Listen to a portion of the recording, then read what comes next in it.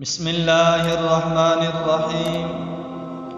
سامعین محترم، تاجر کے پاس مال موجود ہے، اب زکوٰۃ دینا چاہتا ہے۔ سال بھر کے بعد تو اس مال کی قیمت خرید کا اعتبار ہوگا یا بازار کے بھاؤ کا لحاظ ہوگا؟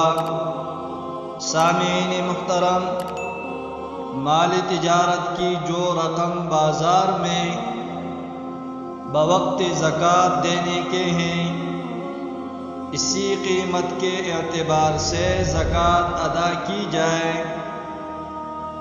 خواہ قیمت خرید سے زیادہ ہو یا کم۔ بحوالہ فتاوی دارالعلوم دیوبند، جلد نمبر 6، صفحہ نمبر 141۔